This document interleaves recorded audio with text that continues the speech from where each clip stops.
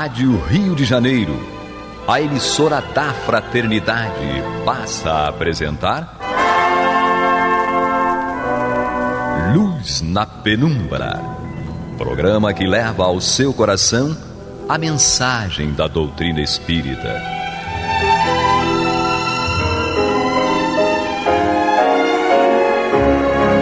E com vocês, Eduardo Araújo, para o estudo de O Livro dos Médiuns, da obra codificada por Allan Kardec. Olá, prezados amigos da Rádio Rio de Janeiro, sejam todos muito bem-vindos. Chegou aquela hora muito esperada por vocês que gostam aí de estudar sobre mediunidade. Programa Luz na Penumbra, com o estudo do Livro dos Médiuns de Allan Kardec. Comigo, Eduardo Araújo aqui, com ela, Maria de Fátima Miranda. Que Jesus nos conduza. E Paulo Renato. Deus nos abençoe. E vamos lá, e o Jefferson ali nas carrapetas. Vamos nós aqui ao Livro dos Médiuns, dando continuidade aí na primeira parte, capítulo 3, que é o capítulo que trata do método.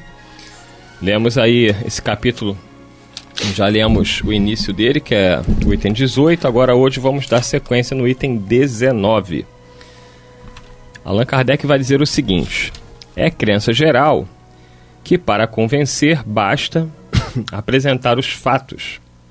Esse, com efeito, parece o caminho mais lógico. Entretanto, mostra a experiência que nem sempre é o melhor, pois que a cada passo se encontram pessoas que os mais patentes fatos absolutamente não convenceram. A que se deve atribuir isso? É o que vamos tentar demonstrar. Vamos dar uma paradinha rápida aqui, porque todos nós imaginamos, né, temos a tendência a imaginar que os fatos convencem. Então a pessoa, muita gente fala assim, se eu visse, se acontecesse comigo eu acreditaria, mas não, muita gente vê e não acredita, Miranda. Pois é, né? E no dia a dia tem coisas que o cérebro registra, mas a emoção não abraça. Principalmente porque precisamos compreender certas coisas, né? Então, se fosse assim, olha, quantas pessoas entram e saem da casa espírita, percebem, assistem fenômenos, mas aqueles fenômenos não auxiliam os em próprios nada. médiuns, né? Nós vemos que muitos médiuns participam, veem o que os espíritos trazem, as experiências, eles próprios servem de intermediários. Sim.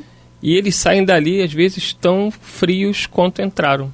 É como se o fenômeno que por eles mesmos é trazido pela espiritualidade não faz com que eles modifiquem o caráter, como se fosse uma coisa à parte, né? A coisa à parte. Impressiona os sentidos, mas não registra a emoção, nem faz eles raciocinar, refletir, para que possa compreender. Porque, por isso que Jesus fala, conhecereis a verdade e a verdade vos libertará. Conhecer a verdade não é ver. Né? Você pode ver uma coisa de fora e fazer uma análise totalmente distorcida, porque não está entendendo o que está acontecendo ali. É por isso, Renato, que Kardec coloca que no Evangelho segundo o Espiritismo, lá no Sede Perfeitos, os bons espíritas, ele diz, bem compreendido, mas sobretudo bem sentido, o Espiritismo vai levar a nos tornarmos homens de bem. Então não é o fato que vai fazer a gente compreender e nem sentir. O fato ele pode até abrir as ideias, para você, a curiosidade, para você buscar através do estudo, essa compreensão, né, que tem que ser bem compreendido, mas sobretudo bem sentido, porque não basta também só compreender. Justamente. Nós compreendemos com a doutrina espírita que os ensinos nos chegam do mundo espiritual ao mundo físico de uma forma gradual, de uma forma segura, de modo que cada um receba aquilo que possa suportar no seu campo intelectual e emocional.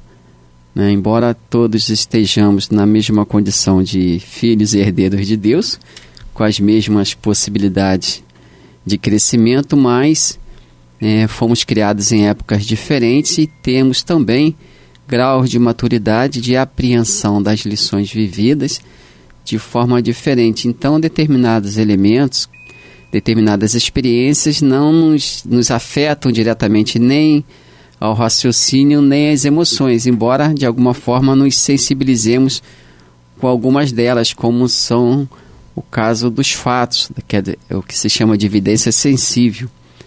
A pessoa vê se tem algum tipo de impacto, mas como ela não tem os elementos ainda para compreender e sentir, nesse sentido aí que Kardec coloca, naturalmente aquele impacto ele é muito temporário, muito transitório, e a pessoa volta à vida dela normal até que receba novos estímulos.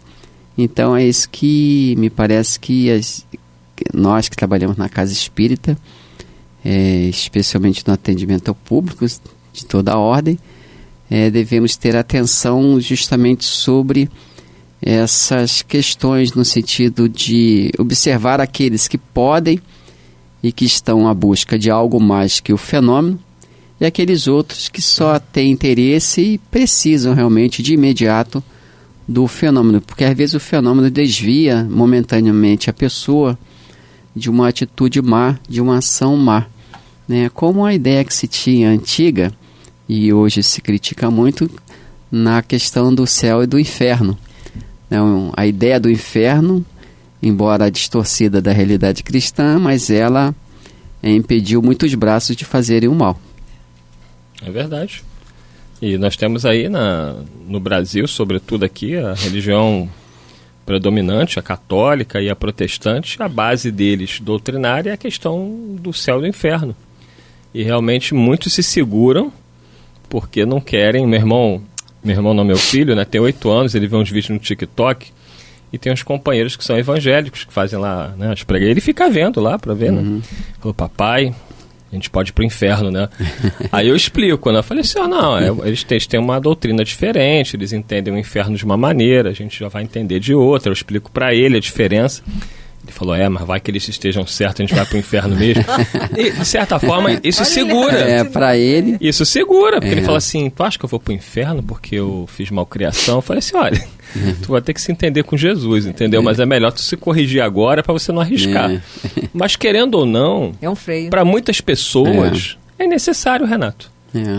Tem muito companheiro que vai à doutrina espírita e ele não consegue aprender. E ele vai numa igreja evangélica, aquela pregação forte, firme, dura do pastor. Bem. Aquilo ali mexe com ele, entendeu? Isso. Aí tem a mudança real de vida. Graças a Deus existem muitas religiões. Isso. Né? Aquele que não se encaixa em um vai se encaixar no budismo, vai se encaixar no shintoísmo. E não importa, o que importa é que ele esteja... Porque no fundo todas as religiões tendem a buscar a Deus. Isso, não tem jeito. Por mais que se diga ou sustente em termos de argumentação de forma diferente, mas o fato é que todos estamos na mesma direção, caminhando para o mesmo nível de compreensão.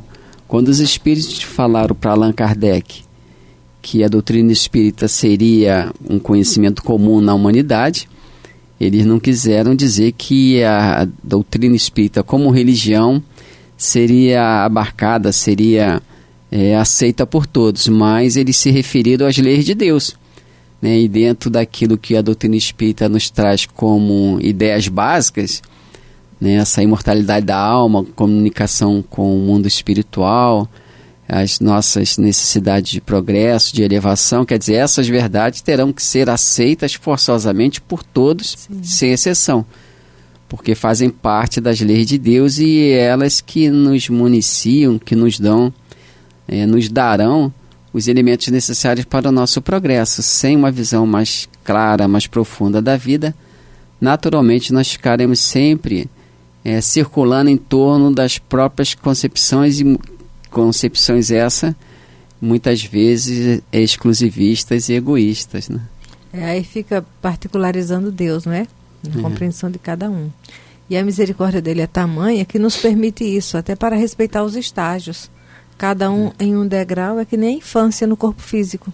Não tem como atropelar sem gerar danos, causar danos, não é? Ninguém chega com proveito à vida adulta sem ter passado pelas experiências da infância. Isso aí. Porque são os elementos que são necessários, serão necessários à vida de um adulto produtivo, de um adulto socialmente produtivo.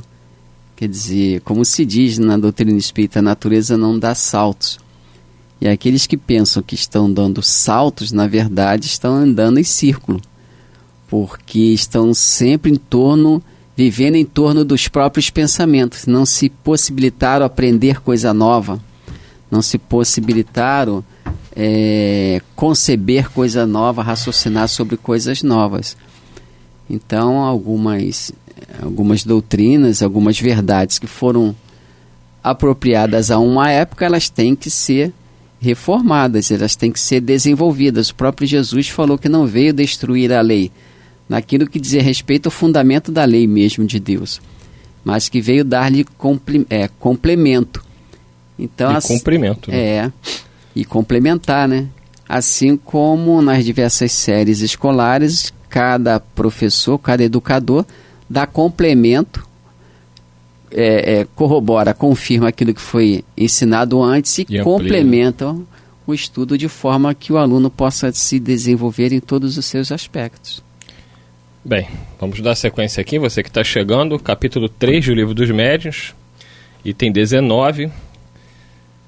Kardec já no primeiro parágrafo vai falar sobre a questão de que não basta ver para crer, né? Muita gente vê e nem assim ocorre uma mudança real nessa pessoa pelo simples fato de ter presenciado o fenômeno. E no segundo parágrafo ele continua dizendo o seguinte: no Espiritismo, a questão dos espíritos é secundária e consecutiva, não constitui o ponto de partida. Esse é precisamente o erro em que caem muitos adeptos e que a miúde os leva a insucesso com certas pessoas. Não sendo os espíritos senão as almas dos homens, o verdadeiro ponto de partida é a existência da alma. Ora, como pode um materialista admitir que fora do mundo material vivem seres, estando crente de que em si próprios tudo é matéria? Verdade. Como pode crer que exteriormente a sua pessoa há espíritos, quando não acredita ter um dentro de si? Será inútil acumular-lhe diante dos olhos as provas mais palpáveis, contestá-las todas, porque não admite o princípio. E aí, Miranda, tá mais do que lógico, né? Se a pessoa diz que ela é ateísta, materialista, como é que ela vai admitir um fenômeno espiritual se ela não crê que é uma alma? Não, e não aí vai chegar a Deus, não é? Porque tem aquele que não crê nem em Deus. Não aceita. O ateísta, ele não crê em Deus, né? Como é que ele vai acreditar que é uma alma e que essa alma sobrevive? Sim. Aí nós lembramos de Jesus com a samaritana, quando faz aquela revelação de que Deus é espírito. Então, se Deus é espírito e é o nosso Pai, todos nós somos espíritos, encarnados ou desencarnados, temos o mesmo valor para Ele. Quando vamos lidar com a mediunidade, ainda vem aquela situação que, se não tivermos essa compreensão que a doutrina espírita nos traz, vamos valorizar mais o espírito desencarnado do que encarnado. É o que nós vamos acompanhando dentro do movimento espírita e nos chama atenção para que cada um de nós cuide de si mesmo nessa vigilância de conduta e posicionamento. Porque no movimento espírita, na sociedade que nós formamos, no templo religioso, nós que lidamos com a mediunidade e esquecemos que o outro é médio, às vezes, né? É como se fôssemos o único, então ficamos invigilantes, achando que só nós estamos fazendo as leituras das situações psíquicas que ocorrem, e ainda tendemos a, dentro do contexto de tarefa, valorizar mais a manifestação do desencarnado do que do encarnado que está ali, padecendo pelas mesmas situações, necessitando da mesma atenção. Vamos concluir o parágrafo, o Paulo Renato comentar. Tem pedaços do Livro dos Espíritos dele ali acima, outros pedaços abaixo. Vamos lá, enquanto ele vai ajeitando os pedaços, vamos concluir aqui esse parágrafo do item 19. Todo ensino metódico tem que partir do conhecido para o desconhecido. Kardec aqui está dando uma aula, né, para todos nós de como é que nós devemos proceder para levar o conhecimento da doutrina. Então ele diz, todo ensino metódico tem que partir do conhecido para o desconhecido. Ora, para o materialista, o conhecido é a matéria. Partir, pois, da matéria e tratar, antes de tudo, fazendo que ele observe e convencê-lo de que há nele alguma coisa que escapa às leis da matéria. Numa palavra, antes que o torneis espírita, cuidai de torná-lo espiritualista. Mas, para tal, muito outra é a ordem de fatos que se há de recorrer, um ensino muito especial, que deve ser dado por outros processos. Falar-lhe dos espíritos, antes que esteja convencido de ter uma alma, é começar por onde se deve acabar. Porquanto não lhe será possível aceitar a conclusão, sem que admita as premissas. Antes, pois, de tentarmos convencer o incrédulo, mesmo por meio dos fatos, cumpre nos certifiquemos de sua opinião relativamente à alma, isto é, cumpre e verifiquemos se ele crê na existência da alma. Relativamente à alma, isso, né? Se ele crê, deixa eu me ver aqui, antes de tentarmos convencer o incrédulo, mesmo por meio dos fatos, cumpre e nos certifiquemos de sua opinião relativamente à alma, isto é, cumpre e verifiquemos se ele crê na existência da alma e na sua sobrevivência ao corpo, na sua individualidade após a morte. Se a resposta for negativa, falar-lhe dos espíritos seria perder tempo. Eis aí a regra. Não dizemos que não comporte exceções. Nesse caso, porém, haverá provavelmente outra causa que o torna menos refratário. E aí, Paulo Renato? Justamente essa questão é a questão de fazer adeptos, né? Muitas vezes a gente quer passar a nossa empolgação para os outros como se isso fosse possível. Kardec mesmo fala que algumas pessoas estão naquele campo de prova da incredulidade, em que ela não tem ainda os elementos necessários a formar uma convicção a respeito daquilo que se está propondo a ela, né? Então, as abordagens têm que ser diferentes. Digamos, uma abordagem psicológica. E para que se faça com algum proveito uma abordagem psicológica, naturalmente é necessário se conhecer aquele a quem se dirige.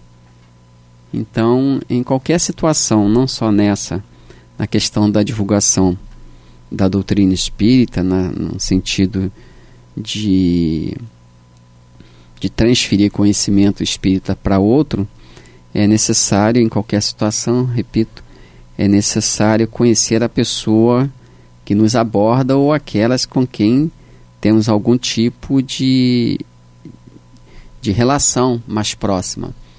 Então, em qualquer assunto, é necessário pensar-se muito bem sobre os efeitos daquilo que nós vamos falar no outro. Como ela pode receber aquilo que eu estou falando, por mais verdade que seja, por mais útil que seja. É preciso pensar no recipiente, no vaso que vai receber a verdade, ou a água limpa, como queira, né? Então é preciso saber se a pessoa tem os elementos predisponentes, os elementos chamados subsunsores, os elementos necessários à compreensão daquilo que se vai falar. Porque às vezes até a pessoa tem os elementos necessários à compreensão, mas a maneira de abordar não foi a mais adequada, faltou muitas vezes senso de oportunidade, de tempo. Às vezes nós queremos tratar assuntos sérios com alguma profundidade em um espaço curto de tempo, né? Nos precipitamos. Então tem assuntos do nosso dia a dia que dizem respeito aos nossos interesses particulares, pessoais, de relação profissional, que a gente fala, se eu não falar agora, eu não falo mais, vou morrer com isso entalado, não sei o quê.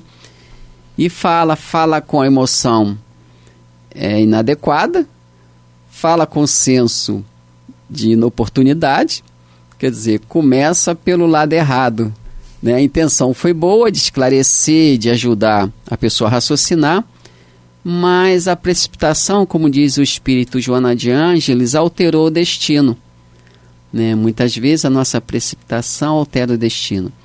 E nós, nessa condição de precipitados, de ansiosos, nós às vezes atropelamos as coisas, né? Entendendo que a pessoa deva ouvir aquela verdade, porque afinal de contas é a verdade e ela precisa ser esclarecida, precisa ser ajudada.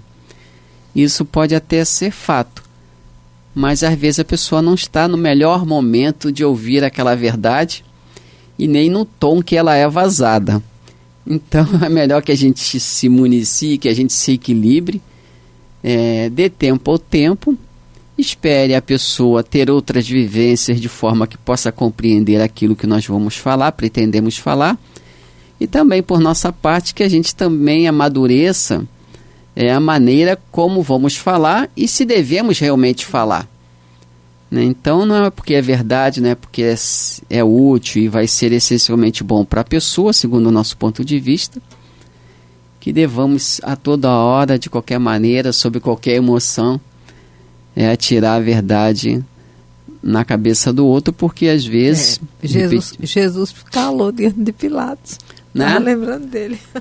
Se Jesus fosse falar tudo o que sabe para nós, ou para aqueles que conviveram com ele à época, com certeza ele seria taxado como louco mais cedo do que foi taxado depois, né? Como dizia Paulo de Tarso, dizendo que a doutrina que ele pregava era do Cristo crucificado, que era escândalo para os judeus e loucura para os gentios, né? Então, muitas vezes, a nossa precipitação, a nossa falta de paciência, faz com que as pessoas nos classifiquem também como louco, né?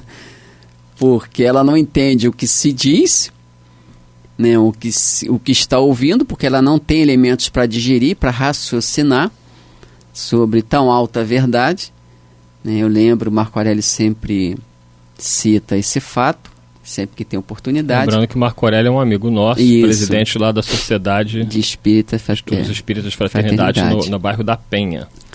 Nós visitávamos um senhor no hospital, em determinado hospital, ele havia sido seminarista, então nosso amigo Marco Aurélio falou da doutrina e tal, e ele ficava assim muito admirado. E certa feita ele falou: meu filho, isso é muito profundo. Quer dizer, ele não conseguia ainda chegar ao raciocínio que nós julgávamos que ele deveria chegar por ser um seminarista. Então a precipitação às vezes causa mais dano do que o silêncio com proveito.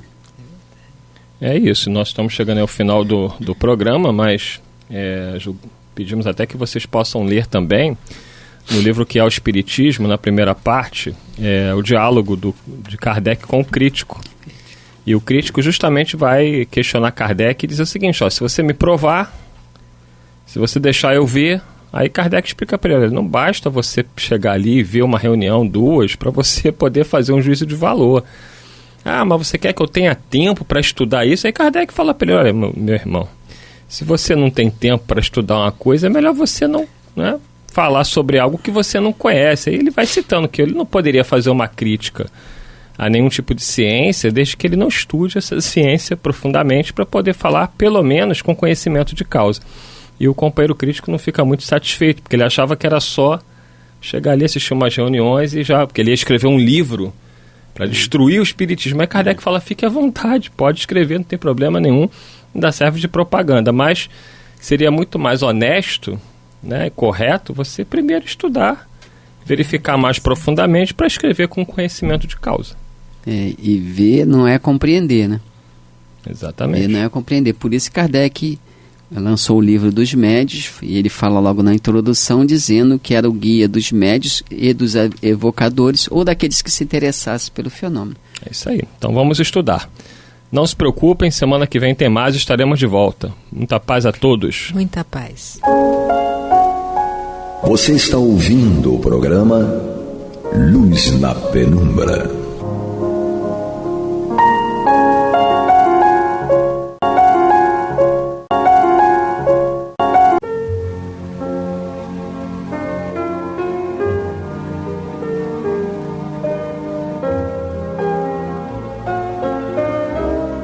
A Rádio Rio de Janeiro está levando ao seu lar e ao seu coração a mensagem consoladora da doutrina espírita, através do programa Luz na Penumbra.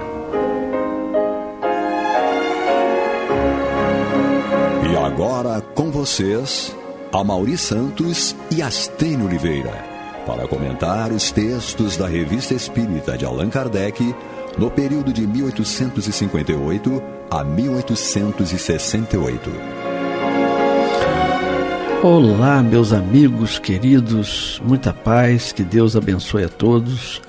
Estamos aqui novamente, eu, Amaury Santos e Astênio Evangelista de Oliveira, juntamente com o nosso irmão Pablo, né, nas cortinas, fazendo com que tudo isso funcione bem, para nós continuarmos analisando a Revista Espírita de 1858 a 1868.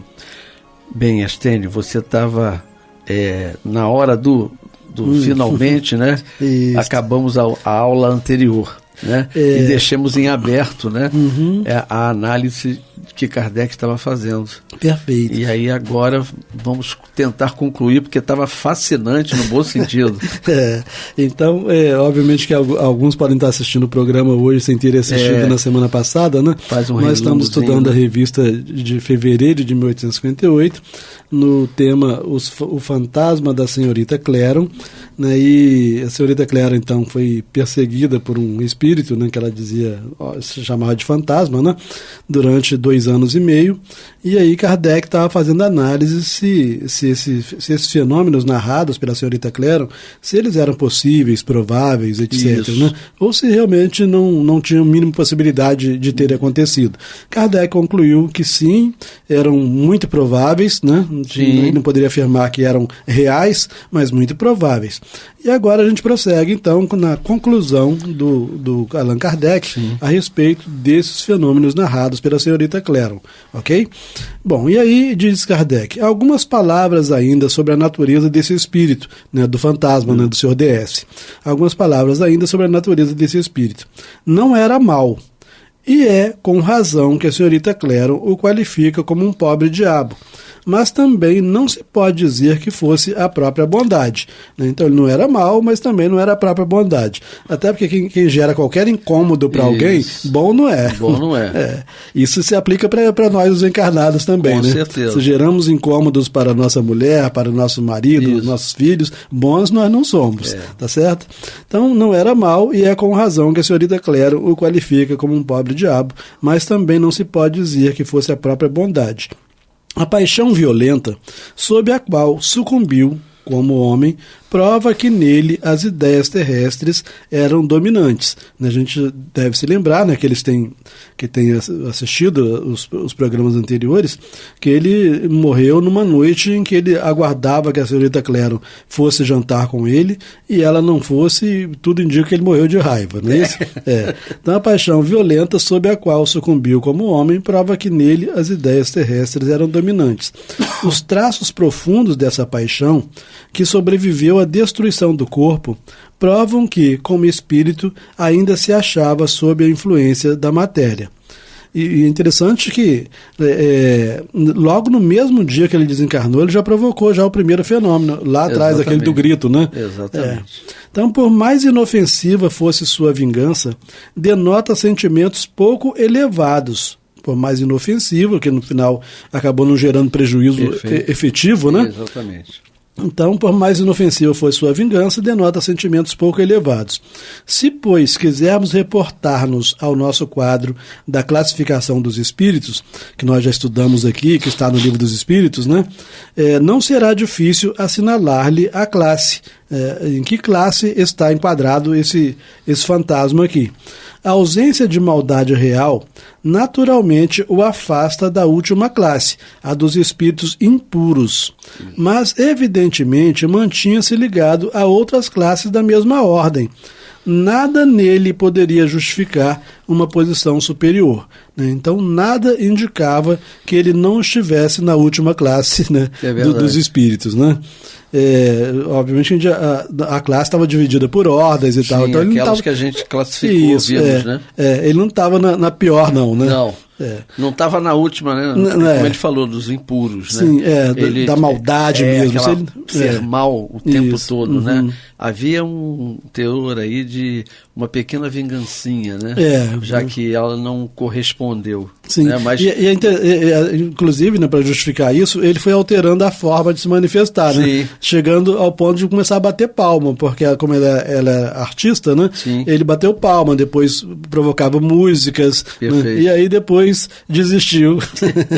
Né? Bom, uma coisa digna de nota, isso é Allan Kardec falando, tá? Sim. Uma coisa digna de nota é a sucessão dos diferentes modos pelos quais manifestava sua presença. Foi no mesmo dia e no momento exato de sua morte que ele fez ouvir pela primeira vez, que ele se fez ouvir pela primeira vez, e isso em meio a um alegre jantar. Você como tem coisa pra gente aprender, né? A gente fala assim, ele acabou de desencarnar, já tem condição de ficar provocando esses fenômenos, a vontade era tão grande, né, que ele conseguiu. Ele materializou isso. Né? Então, quando vivo, via a senhorita Claron pelo pensamento, envolvida, então era a imaginação dele, né? Sim. Então, quando vivo, via a senhorita Claron pelo pensamento, envolvida por essa auréola que a imaginação empresta ao objeto de uma paixão ardente. Mas, uma vez desembaraçada a alma de seu véu material, a ilusão cedeu à realidade. Lá está ele, a seu lado. Então ele desencarnou e foi lá para onde estava a senhorita Claron. Lá está ele a seu lado, e a vê cercada de amigos, tudo lhe excitando o ciúme. Por sua jovialidade e encanto, ela parece insultar o seu desespero, que se traduz por um grito de raiva repetido por todo dia à mesma hora, como se a censurasse por se haver recusado de o consolar em seus últimos momentos. Sim. Aos gritos se sucedem os tiros, né? Então, aqueles tiros de fuzil, né, que ouviam, né? Aos gritos se sucedem os tiros, inofensivos, é verdade, mas que no mínimo denotam uma raiva impotente e a intenção de perturbar seu repouso. Mais tarde, seu desespero toma um caráter mais sereno. Retorna, sem dúvida, a ideias mais sadias, parecendo haver readquirido o domínio de si. Restava-lhe a lembrança dos aplausos de que ela era objeto, e ele os repete. Finalmente, diz-lhe adeus por meio de sons que lembravam o eco dessa voz melodiosa que em vida tanto o fascinara. Então essa foi a interpretação do que deve ter ocorrido naquela situação. Jamais Kardec pensou que poderia ser pura imaginação da senhorita Claron. O que eu observo, né, na sua narrativa é que esse senhor, né, no primeiro momento, o DS, no primeiro momento ele tinha todas essas características que Kardec falava, que era raiva, ódio, né? Uhum. E aí gerou esses fenômenos. Mas no decorrer desses 2 anos e meio em que ele se fez presente, ele viu as atitudes dela, porque ela era uma atriz. Sim. E como atriz, eu imagino, naquela época, como era visto isso. Não, uma prostituta, sempre foi assim, a própria, eu me lembro da Dercy Gonçalves, que a Dercy Gonçalves, na minha época, como era artista, toda artista era uma prostituta, né? E ela falou, na minha vida eu só tive um homem, foi com quem eu casei, e depois nunca mais tive nenhum outro relacionamento. Então eu acho que a senhora, ela tinha postura. E com o tempo, aquele ciúme exagerado que ele tinha, porque ela era cercada de pessoas, né, que a aplaudiam, etc., ele foi amenizando, ele foi vendo a postura dela e terminou de forma mais suave, mais tranquila. Foi amadurecendo. A paixão foi se escoando, né? Exatamente. Né? Aí, depois disso, ela não sabe o que aconteceu, porque ela, né, o fantasma não se manifestou mais. Né? Então, aí terminamos então aqui a história do fantasma da senhora Claron e entraremos num outro assunto, ainda na revista de fevereiro de 1858, que Kardec dá o título de Isolamento dos Corpos Pesados, né? Isso aqui no sentido de que, bom, os corpos pesados, em princípio, eles estão sempre pousados sobre alguma base, né? Então, mas quando um corpo pesado não está pousado em base alguma, ele está isolado, né? Então, mais nesse sentido, esse tema aqui, né, de como explicar o isolamento de corpos pesados. E aí Kardec começa dizendo o seguinte: o movimento imprimido aos corpos inertes pela vontade é hoje de tal forma conhecido que seria quase pueril relatar fatos desse gênero. Então Kardec disse, olha, essas alturas do campeonato, estavam em 1858, né? Mas essas alturas do campeonato, relatarmos que os corpos se movimentam, já perdeu a graça. É, né? verdade. Os corpos se movimentarem, as mesas girantes, essa coisa toda. Afinal de contas, o Livro dos Espíritos já havia sido publicado em 1857, sim. após ter sido observados um monte de fenômenos dessa natureza. Né? Então, o movimento imprimido aos corpos inertes pela vontade é hoje de tal forma conhecido que seria quase pueril relatar fatos desse gênero. Já o mesmo não acontece quando o movimento se faz acompanhar de certos fenômenos menos vulgares. Por exemplo, o de sua suspensão no espaço. Uma coisa é uma mesa sair de um ponto e ser empurrada para outro ponto sem que ninguém tenha feito o fenômeno normal, né? Isso, ela se desloca da direita para a esquerda, isso, sem que ninguém toque nela. Mas também sem sair do chão. Agora, quando ela sai do chão, Kardec fala, bom, aí o fenômeno já é mais interessante, não é isso? Então ele fala assim, já o mesmo não acontece quando o movimento se faz acompanhar de certos fenômenos menos vulgares. Por exemplo, o de sua suspensão no espaço. Embora os anais do Espiritismo citem numerosos exemplos, esse fenômeno apresenta tal derrogação das leis da gravidade que a dúvida parece muito natural a quem quer que os tenha testemunhado. Né? Então, uma mesa pesada se levantar contraria a lei da gravidade. Né? Então, que outra lei pode estar explicando... Atuando, né? Isso, atuando para neutralizar a lei da gravidade. Né? Porque a gente sabe que basta neutralizar a lei da gravidade para que tudo suba por aí. Né? É verdade. Nós mesmos confessamos, por mais habituados que estejamos às coisas extraordinárias, ficamos bem contentes em constatar-lhe a realidade. O fato que vamos narrar repetiu-se várias vezes sob nossos olhos, nas reuniões que outrora aconteciam na casa do senhor B. Então a gente sabe que Kardec ele evitava dar os nomes das pessoas, né? Então aqui ele está chamando de senhor B, ok? Então o fato que vamos narrar repetiu-se várias vezes sob nossos olhos nas reuniões que outrora aconteciam na casa do senhor B, na rua Lamartine.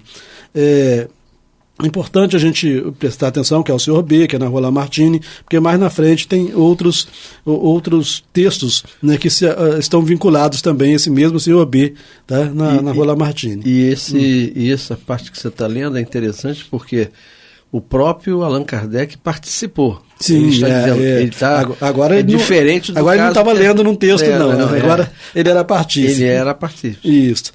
Então, o fato que vamos narrar repetiu-se várias vezes sob nossos olhos nas reuniões que outrora aconteciam na casa do Sr. B, na rua Lamartine, e sabemos que se produziu inúmeras vezes em outros lugares.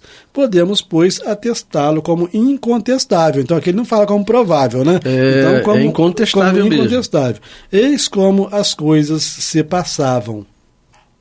8 ou 10 pessoas, entre as quais algumas dotadas de um poder especial. Então é importante a gente chamar atenção para esse aspecto. Se não tiver alguém dotado de um poder especial, de fluidos especiais, o fenômeno não vai ocorrer.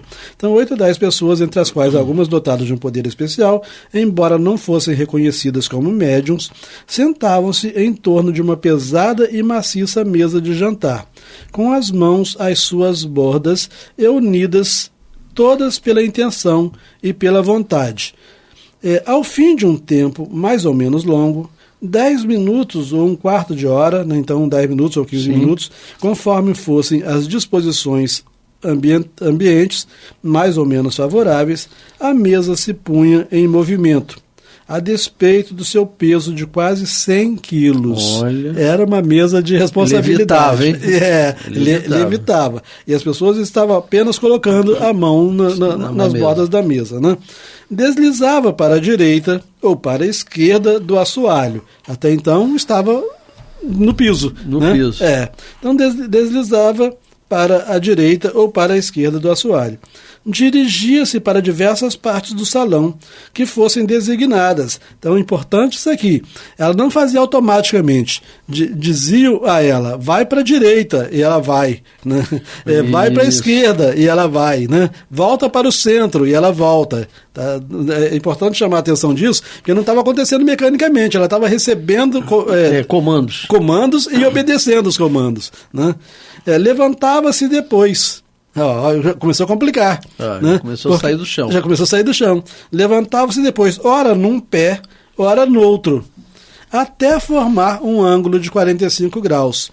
E balançava com rapidez, imitando o movimento de baloiço do navio.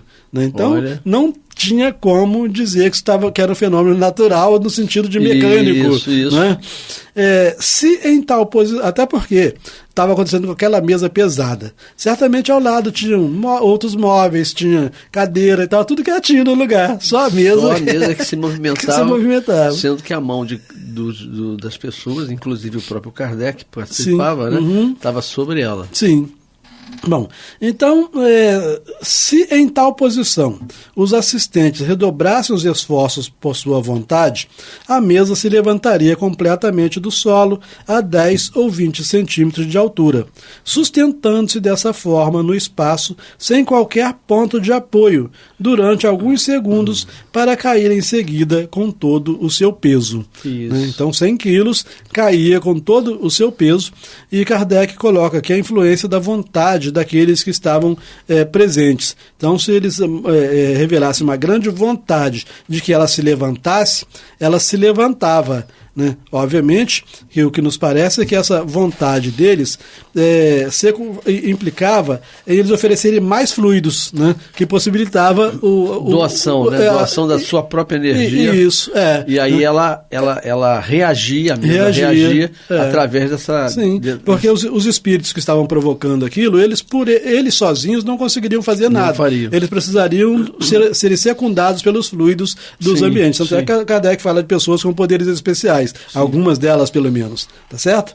Então vamos lá. O movimento da mesa, seu levantamento sobre um pé e seu baloiço produziam-se mais ou menos à vontade, várias vezes durante a reunião. E também por diversas vezes sem nenhum contato das mãos. Então o contato das mãos não era imprescindível. Não era imprescindível. Bastaria que aquelas pessoas estivessem presentes. Exatamente. Né? Porque se elas estivessem ausentes, a mesa ia ficar quietinha no lugar. Exatamente. Porque só os espíritos não conseguem fazer nada. Com certeza. Não é isso? Então, o movimento da mesa, seu levantamento sobre um pé e seu baloiço produziam-se mais ou menos à vontade, várias vezes durante a reunião, e também por diversas vezes sem nenhum contato das mãos.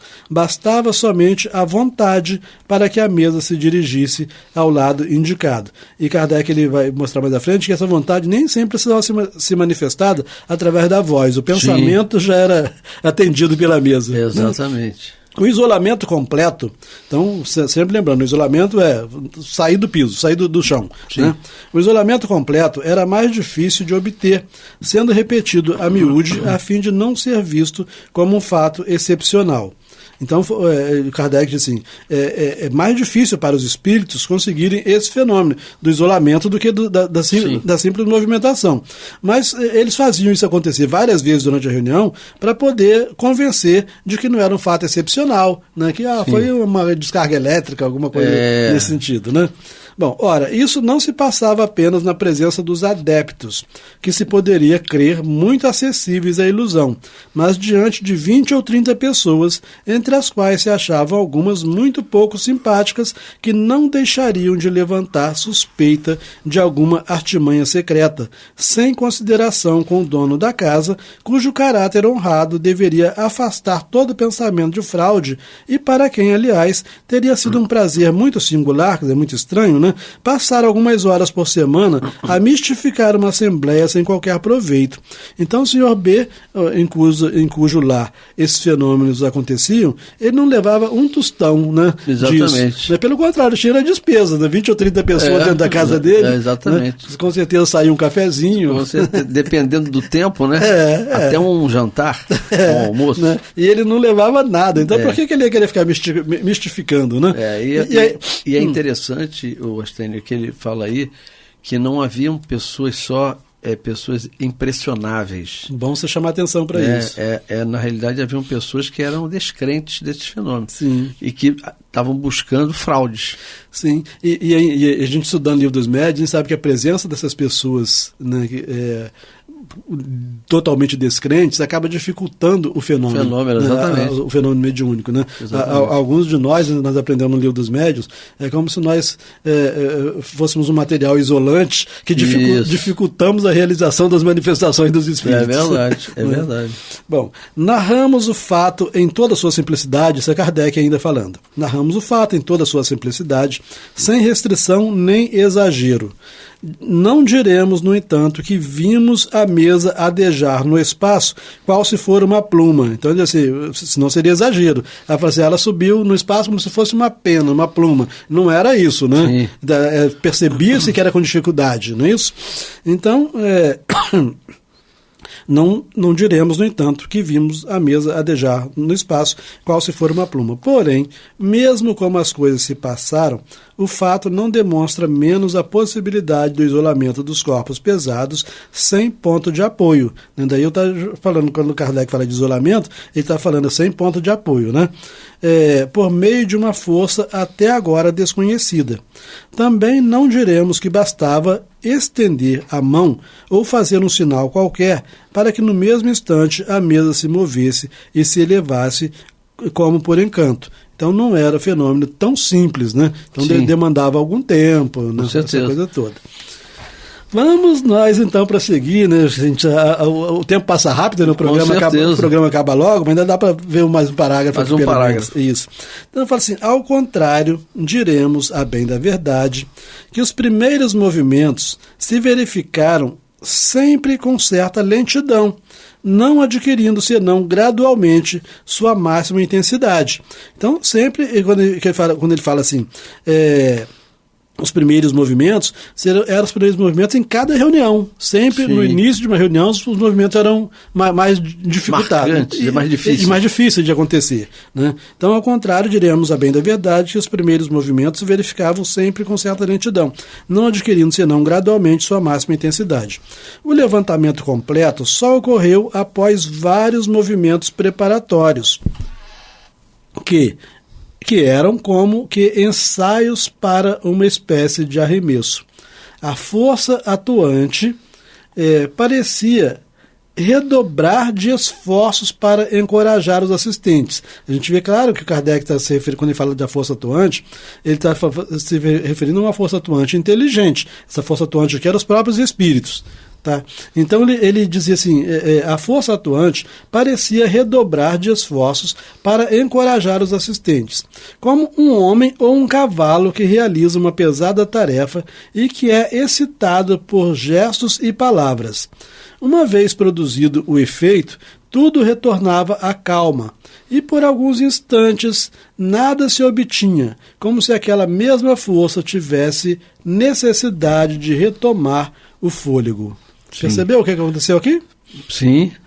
Então é como se os próprios espíritos eles quisessem que tivesse aquela dificuldade para chamar mais atenção, despertar mais o desejo dos participantes em que o fenômeno acontecesse.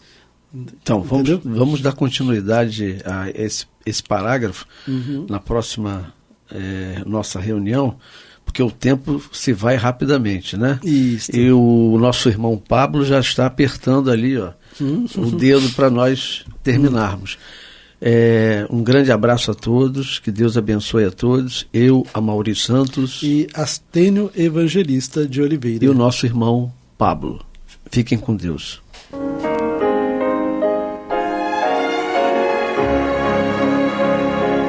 E vamos ouvir agora a prece de encerramento de nosso programa.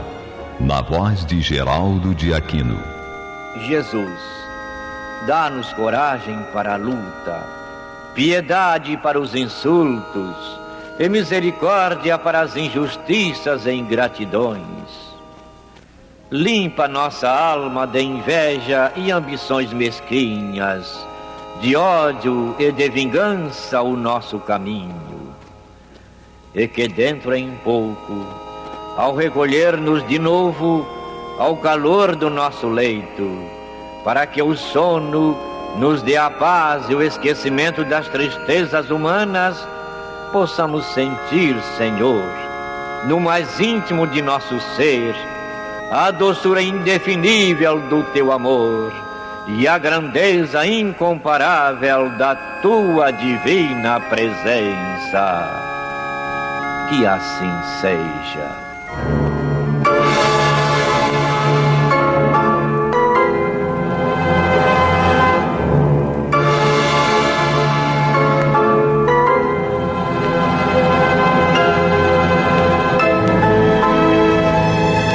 Acabamos de apresentar o programa Luz na Penumbra, que voltará a ser apresentado amanhã às 21 horas nesta emissora.